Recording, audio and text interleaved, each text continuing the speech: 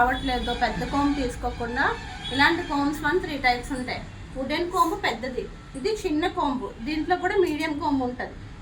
ఇలా గ్రిప్ ఉండాలి పట్టుకునేటప్పుడు, గ్రిప్ ఉంటే మంచిగా ఉంటుంది. చూడండి, మీరు స్ట్రైట్ కట్ చేశారు ప్రియా. చూడు ప్రియా, మళ్ళీ నేను నాకు చెప్పడం అవ్వదు, ఒకసారి చూసేసి. హీట్ పెట్టుకోవాలి. స్ట్రైట్ కట్ చేశారు క్లయింట్స్. ఏం కట్ చేసాం? స్ట్రైట్ కట్ చేసినప్పుడు బ్లో డ్రై సెట్టింగ్ ఎలా తెలుసా చేయాలి? ఇలా టైట్గా పట్టుకొని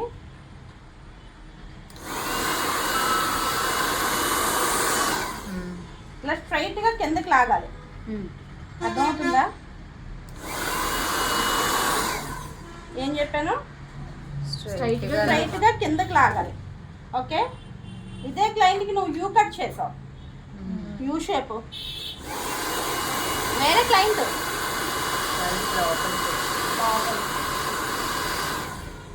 ఇప్పుడు నువ్వు లోపలికి పెట్టాలి. కర్ల్ అనేది కనబడుతుందా? ఇప్పుడు నాకు కాబట్టి ఒకసారికి వస్తుంది, కానీ మీకు రాదు. ప్రాక్టీస్ చేయాలి. ఇందాక ఏం చేసాం? స్ట్రైట్ గా కిందకి లాగిస్తాను. ఓకే, ఇదే క్లయింట్ వేరే క్లయింట్కి యూ షేప్ చేస్తే ఇంకల్ పెట్టాలి. లోపలికి పెడితే నీకు ఆ షేపు మంచిగా కనబడుతుంది. ఓకేనా? ఇలా లోపలికి వెళ్ళిపోతుంది ఈ కర్ల్ అనేది. ఇదే క్లయింట్ లేదు, స్టెప్ చేసా ఫెదర్ కూడా లోపలికే. ఫెదర్ కట్ చేసినా, బటర్ఫ్లై కట్ చేసినా లోపలికే పెట్టండి. అప్పుడు ఇలా ఊగుతుంది హెయిర్. స్టెప్ చేసిన లేయర్స్ చేసిన స్ట్రైట్ పెట్టియాలా? స్ట్రైట్ వీక్ కూడా వీక్ కూడా స్ట్రైటే. ఫెదర్ కి లోపలికి పెట్టండి, బటర్ఫ్లైకి లోపలికే పెట్టండి. లేయర్స్ చేసినా, మల్టీ లేయర్స్ చేసినా, లేదు ఇంకేదైనా ఇలా బౌన్సీ హెయిర్ కట్ చేసినా, ఇలా హెయిర్ని 2 పార్ట్స్గా డివైడ్ చేసుకోండి. ఫస్ట్ స్ట్రైట్గా బ్లో డ్రై చేసేయండి. స్ట్రైట్ ఇలా చేసాక ఇలా లోపలి పైకి ఇవ్వండి, అవుటర్ కార్లో ఇవ్వండి.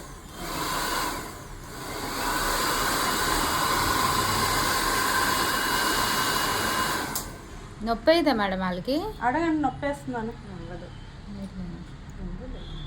పైకి ఇవ్వాలి. ఇందాక లెట్ ఇచ్చాం, ఇగో ఇందాక హెయిర్ ఇదిగో లోపలికి ఇచ్చాం. ఇది చూడండి పైకి ఇలా పట్టుకొని వేరియేషన్ తెలుస్తుందా? ఇలా ఇవ్వాలి. ఇలా ఇవ్వడం వల్ల ఏంటంటే మీకు హెయిర్ అనేది బాగా ఇంకా మీరు చేసిన కట్ ఇంకా హైలైట్ అవుతుంది. హీట్ ఎప్పుడు కిందనే ఇవ్వాలి, పైన అక్కర్లేదు. ఓకే,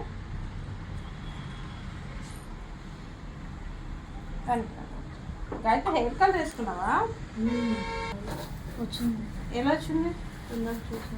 టైట్ గా పట్టుకోవాలి హెయిర్. తెలియదు, మళ్ళీ బయటకి వేసాను.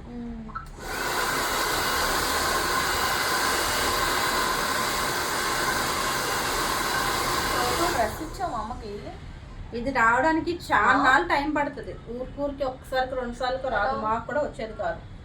మాకు అలా ప్రాక్టీస్ చేయగానే వచ్చేవి. ఎవరికి ఊరికే రాదు. మన కష్టమే వస్తుంది. ఒకసారి రాదు, 2 సార్లు రాదు, 10 సార్లు రాదు, 11సారి వచ్చింది. 11 వరకు మరి ట్రై చేయాలి ఆపకుండా. అదే చిన్న కోంబు అయితే మీకు మంచిగా తిరుగుతుంది. పెద్ద కోంబు పట్టుకోవాలి. అప్పుడు నేను పెద్దదే మీలాడిది కొనేసుకున్నాను.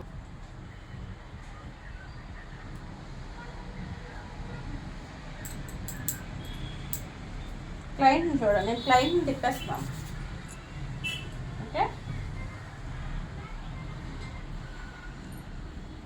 ఏదైనా ఫస్ట్ స్ట్రైట్గా చేయండి. మూవ్ చేసిన ముందు స్ట్రైట్గా చేసిన తర్వాత లోపల టర్న్ చేస్తాను.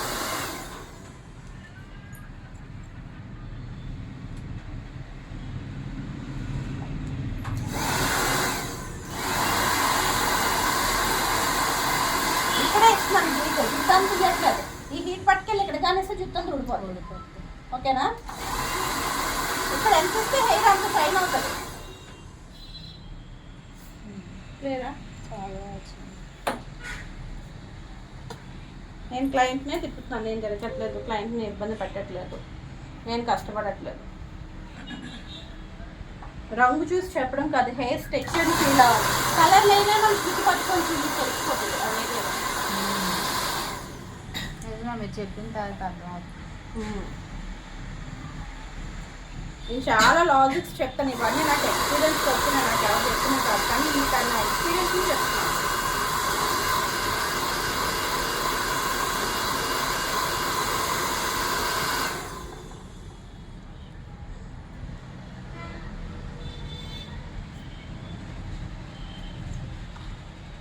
లేదు ఇలా ఇలా నిలబడట్లేదు మేడం, మాకు ఇంకా మేము బిగినర్స్ కొత్త అంటే ఇలా ఇలా చుట్టిన తర్వాత ఇలా చుడతారా, ఇలా ఒక కర్ల్ లాంటిది వస్తుంది కదా పట్టుకొని. నేను ఇంకా ఒకసారి ట్రై పెట్టాను, మీరు ఒక 4-5 సార్లు పెడితే ఇంకా మంచిగా వస్తుంది. ఇలా దీన్ని చుట్టుకొని కింద నుంచి కదా మీరు స్టార్ట్ చేస్తారు, ఇలా ఒక క్లిప్తో నాట్ చేసేయండి. అలా అన్నీ పెట్టేయండి.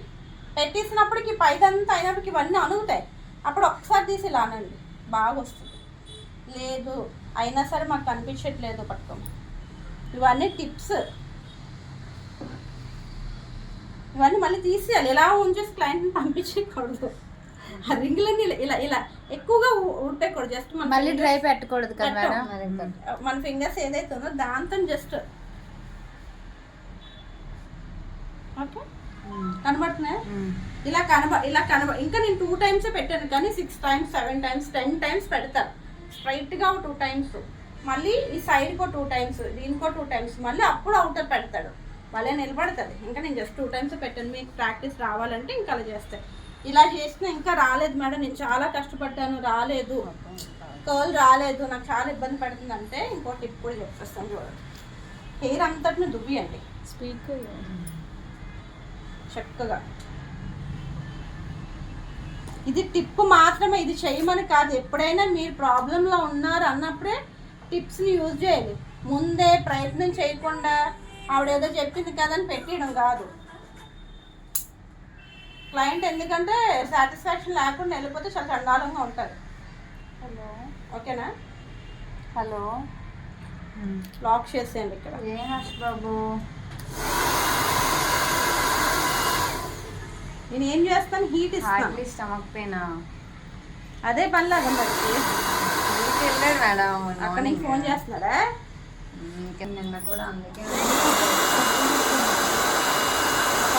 ఏం చేస్తాను, ఏం చేస్తున్నాను, హీట్ ఇస్తున్నాను, కర్ల్ చేస్తాను, హీట్ బాగా ఇస్తాను, ఫుల్ హీట్ ఇస్తాను. ఓకే అక్కడ పడుతుందా? ఇగో చూడండి, ఇది ఇక్కడ తిరిగిందిగా, ఫుల్గా ఇవ్వండి, లోపలికి అనేటట్టు. మళ్ళీ ఇంకొంచెం పైకి తిప్పండి. ఓకే, చిన్న కోమ్స్తో ప్రాక్టీస్ చేయండి, మంచిగా వస్తుంది. ఓకే, ఇలా కూడా చేసిన తర్వాత ఇలా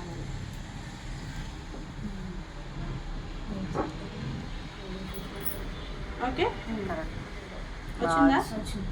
ఇంకా బాగా రాలేదు, నేను నేను కోమ్ హోల్ చేయలేకపోతున్నాను, నాకు ఇంకా రావట్లేదు, నా దుబ్బెని పట్టుకోవడం రాదు, నేను బిగినర్ని అనుకునే ఇందాకలు పెట్టాం కదా కర్ల్స్, అవన్నీ పెట్టేసి కొంచెం సీరం మంచిగా, ఎక్కువ కాదు, ఎంత కావాలంటే అంత అప్లై చేసి ఇలా మీ హెయిర్కి, మీ హ్యాండ్ ఏదైతే ఉందో టైట్గా పట్టుకొని పిక్ చేసి, ఇవే కదా చిగుళ్ళు, ఇలా తిప్పుతూ ఉండాలి, లేదంటే మీ చేయి కారిపోతుంది. ఎందుకంటే ఫుల్ హీట్ డ్రై ఇస్తాం మనం.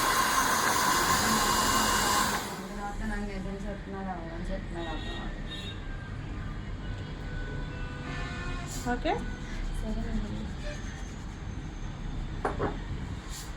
పట్టుకున్నాను, నొక్కుతున్నాను హెయిర్ని చేసి రబ్ చేసి నా హ్యాండ్స్కున్న హీట్ కూడా దాన్ని రివర్స్లో పెట్టాను కదా, నా హ్యాండ్స్కున్న హీట్ కూడా ఇచ్చేస్తున్నాను ముందుగా. ఇవన్నీ టిప్స్ మాత్రమే, మీరు ఇలా చేయమని కాదు. అలా రాలేదు అంటే ఇది ఒక టిప్. దువ్వెని కూడా నేను పట్టుకోలేకపోతున్నాను మేడం, నా చేయి నొప్పి వచ్చేస్తుంది, హోల్డ్ చేయలేకపోతున్నాను, బిగినర్స్కి రాదు. అప్పుడు జస్ట్ మీ హ్యాండ్తోనే చేయండి, వస్తుంది, కనిపిస్తుంది కదా, ఇలా వెళ్ళిపోతే చాలు కదా. ఈ కర్ల్స్ ఎన్ని డేస్ ఉంటాయి లావణ్య చెప్పు? తలకు స్నానం చేసే వరకు ఇంటికి వెళ్ళాక రైట్ అయిపోద్ది. ఎన్ని డేస్